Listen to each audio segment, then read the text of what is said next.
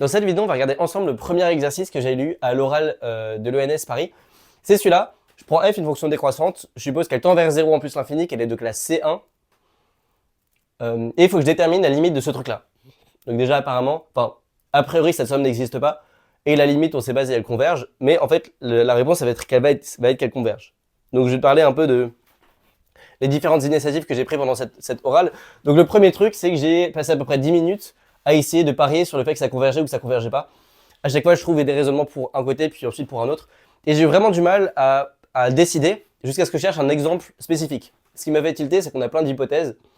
On a hypothèse décroissante, classe C1, ça tend vers 0, ça, on dirait des hypothèses aléatoires. Et du coup, je me suis demandé si je pouvais trouver une fonction qui vérifiait ça.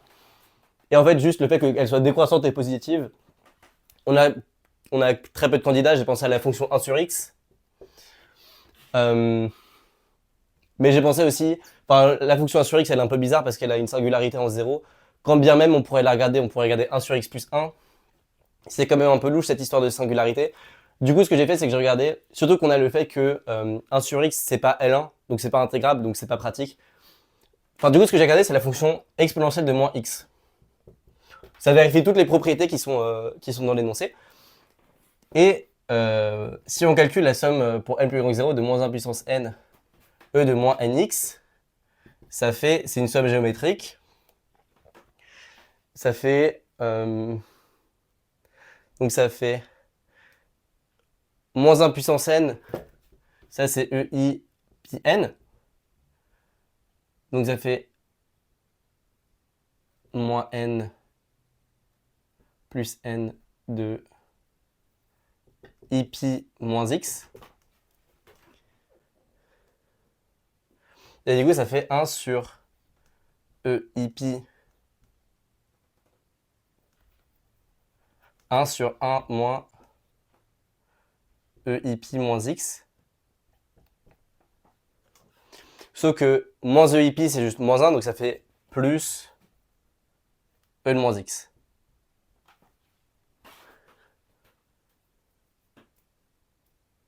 Voilà, et ça tend, quand x tend vers 0, vers 1 sur 2. Donc on a une première limite, c'est 1 sur 2. Bon, il s'avère que c'est un truc que je reparlerai, mais pendant tout cet oral, je pense que c'est un thème récurrent qui est que tu perds beaucoup de recul, dû au fait que tu as vraiment envie d'écrire quelque chose pour pas créer un bid ou t'écris rien du tout, tu fais rien du tout. Donc, je pense que cela ajouté au stress, j'ai pas réussi à montrer que cette somme convergeait. Ce que j'ai dit à l'oral, c'est que on pouvait rien dire de la limite quand x tendait vers 0 de cette somme, alors que clairement ça converge. Donc voilà, ça c'est un truc, un fait rigolo. Mais qui est normal. Ce que je veux dire, c'est aussi que faire des erreurs dans un oral, c'est pas grave, c'est normal. Tu verras que juste après ça, je vais partir sur une piste qui n'aboutit pas du tout et je vais perdre 10 minutes là-dessus. Mais dans un oral, l'important, c'est de pas perdre trop de temps sur des pistes que tu remarques qu'elles ne marchent pas, parce que l'examinateur, il comprend tout de suite que ta piste, elle va pas aboutir. Et il va, en quelque sorte, chronométrer. Chaque minute que tu passes dans une piste qui va pas aboutir, même si tu as l'impression de faire des trucs, il va être assez sévère. Donc ça peut être le coup, ça peut valoir le coup de prendre un peu de recul, quitte à ne rien écrire pendant une minute ou deux, dire bon là j'arrête cette piste parce qu'avec plusieurs trucs qui me dérangent, voilà. Je pense que c'est très bien vu. C'est ce que j'ai pas fait pendant cette orale, donc j'étais un peu en train de débiter des arguments les uns à la suite des autres, sans vraiment qu'il y ait de raison, de motivation à chacun d'eux. Et en particulier, j'ai pas vu que ça convergeait vers 1 sur 2, ce qui est quand même un peu triste.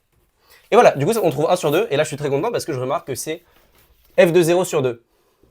Donc c'est ça qu'on conjecture. Parce que si je prends la fonction e moins x, f de 0 c'est 1 et du coup ça fait 1 sur 2. Ce qui paraît un peu cohérent dans le sens où le fait que sa limite converge, elle converge aussi pour n'importe quel multiple de e moins x. On peut aussi vérifier que si tu regardes e moins lambda x, c'est exactement la même chose pour lambda strictement positif. Ce qui veut dire que cette conjecture est raisonnable, le fait que la somme converge vers f de 0 sur 2. Et ensuite, pour le montrer, j'ai eu beaucoup de mal.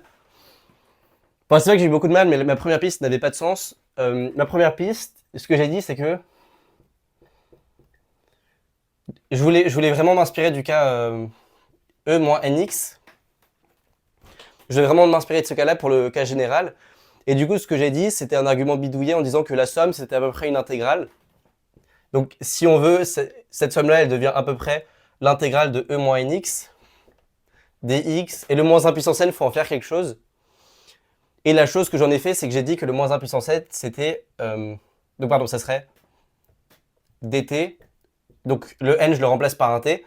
Et moins 1 puissance t, ça n'existe pas, mais ce qu'on fait, c'est qu'on met e, t, i, pi. Voilà, donc ce que je voulais dire, c'est que le fait que cette somme convergeait, enfin cette somme avait un lien avec cette intégrale-là, qui est, en gros, au lieu de sommer ça, calculer cette somme-là, je calculais à la place l'intégrale de e, t, i, pi, f de t, dt. Dans le sens, f de tx. Dans le sens où si tu regardes cette fonction-là, que tu l'appelles g de t, bah les valeurs entières de g, c'est exactement les trucs là. C'est-à-dire que si j'appelle cette fonction g de t, je suis en train de calculer la somme pour n plus grand que 0 de g de n, et donc ça serait à peu près raisonnable de vouloir regarder l'intégrale, en dire certaines choses.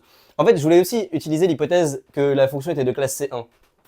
Et je me suis dit, en faisant apparaître une intégrale, je peux faire des IPP et tout. Donc ça, c'était un peu la philosophie. Ce que je voulais un peu faire ressortir, c'est que le résultat est bizarre dans le sens où on a une somme, donc c'est un truc un peu discret. Par contre, ça marche bien pour l'exponentielle, qui est un truc très lisse, très analytique. Donc c'est ça que je voulais un peu faire transparaître dans cette orale, et j'ai calculé cette intégrale. Du coup, ce que j'ai fait, c'est que pendant 10 minutes, donc je voulais calculer cette intégrale-là, au lieu de calculer cette somme-là, au lieu de calculer cette somme-là, je voulais calculer la limite quand x tend vers 0 de cette intégrale-là. Je le rappelle parce que la fonction ETIP, quand je l'évalue en des points entiers, ça fait juste moins 1 puissance n. Et donc cette intégrale ressemble à peu près à cette somme. Enfin, c'était ça la philosophie. J'ai fait quelques IPP, c'était pas du tout concluant. De toute façon, je savais que j'allais pas conclure parce que je suis terrible en intégrale. Mais ça, c'était la philosophie de ce que j'ai fait. Et voilà, là, j'ai manqué de recul dans le sens où j'ai continué à m'entêter dans ce truc-là, alors que je savais bien que la solution ne pouvait pas être aussi perchée que prendre une somme, la transformer en regardant des intégrales avec des exponentielles imaginaires. Enfin, je savais très bien que ça allait pas marcher, mais j'avais un peu cette angoisse du tableau blanc, du coup, je me suis un peu empêtré là-dedans. Voilà, donc ça n'a pas marché. L'examinateur n'était pas du tout convaincu. Donc ça, c'est un autre truc. C'est que là, non seulement je suis allé dans une piste qui aboutissait pas, mais en plus, l'examinateur, il se demandait ce que je faisais. Je pense qu'il n'a pas suivi ou il n'a pas recopié un seul des calculs que j'ai fait des nombreuses IPP que j'ai tenté avec cette intégrale-là. Donc si tu vas dans une piste, essaye de te convaincre toi-même, ou alors à défaut d'essayer de convaincre ton examinateur, parce que ça va te faire gagner des points au lieu de t'en faire perdre si tu arrives à motiver les trucs que tu fais. Mais de manière générale, ce que je veux dire, c'est que c'est important de prendre du recul et de ne pas essayer de se lancer. Enfin, ce que je veux dire, c'est que c'est pas grave de passer quelques minutes à galérer. Dis juste, bon bah là j'ai l'impression que je comprends mal l'enjeu de l'exercice, je vais prendre quelques minutes pour réfléchir. Je pense que c'est bien vu. Voilà, donc comment on fait cet exercice? En fait, on réécrit juste cette somme comme somme de n plus grand que 0. Là, le moins 1 puissance n f de nx, on le réécrit comme f de 2nx moins f de 2n plus 1x. Et ça, tu le réécris comme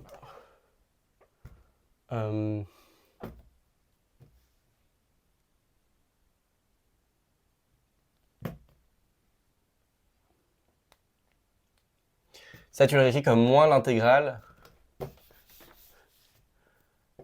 de f' entre 2nx et 2n plus 1x.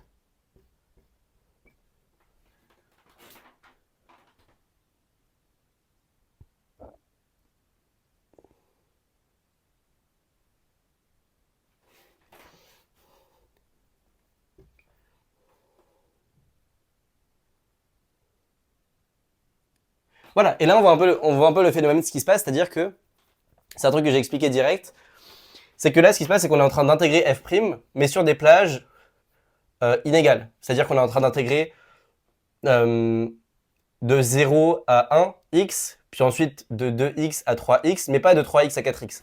Donc on est en train d'intégrer f', affecté d'un coefficient moins, sur des plages qui sont inégales, et de plages de taille x.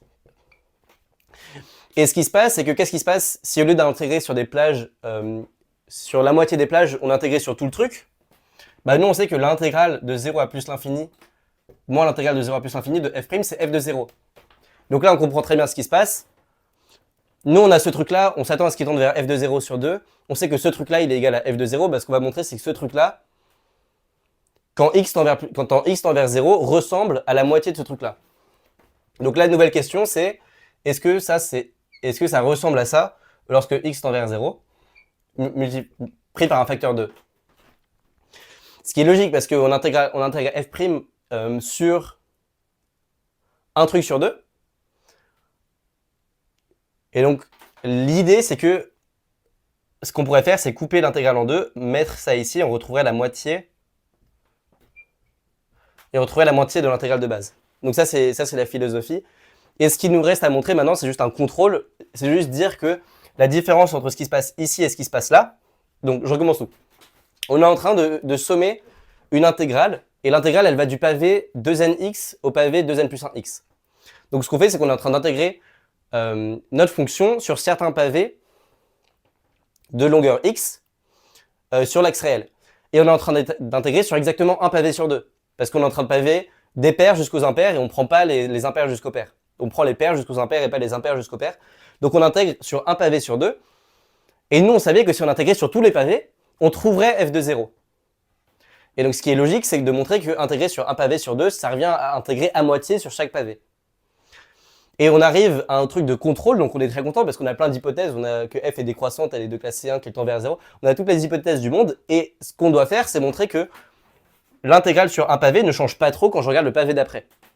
Ce qui est aussi en quelque sorte logique parce que on sait que ma fonction est continue et le théorème de Heine me dit que quand deux points sont assez proches, de manière uniforme, surtout compacte, quand deux points sont assez proches, la fonction se ressemble. Donc la fonction ici, elle est à peu près égale à la fonction là quand x tend vers 0.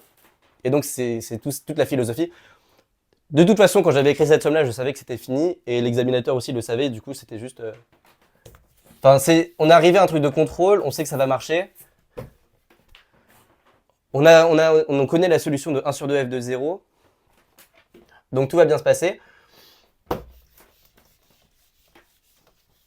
Et donc, nous, on veut montrer que ça tend... Ce qui nous reste à montrer, c'est que ça tend x tend vers 0 vers ça. Ce qui est équivalent à montrer que la somme de n plus grand que 0 de intégrale, ce que je fais, c'est que je retire les deux et je multiplie par 2. L'intégrale de 2nx à 2n plus 2x, à 2n plus 1x, pardon, de f' de x moins f' de x plus... pardon, c'est f' de t moins f' de x plus t dt. Je regarde cette somme-là et je veux montrer qu'elle tend vers 0. En gros, cette somme-là, c'est quoi? C'est la différence, si je reprends mon dessin de l'axe réel, nous, on est en train d'intégrer sur les pavés de pair à impair. Et cette différence-là, c'est la différence, je prends le pavé pair et je fais moins 1 sur le pavé impair jusqu'à ça. J'affecte d'un coefficient les pavés pairs et impairs et j'ai rassemblé les deux intégrales sous une seule intégrale. Donc ce qu'on est en train de faire, c'est qu'on est en train de calculer l'intégrale sur tout R affecté de certains coefficients et ça, il faut qu'on montre que ça tende vers 0. Et une fois qu'on montre que ça tend vers 0, c'est gagné par un argument...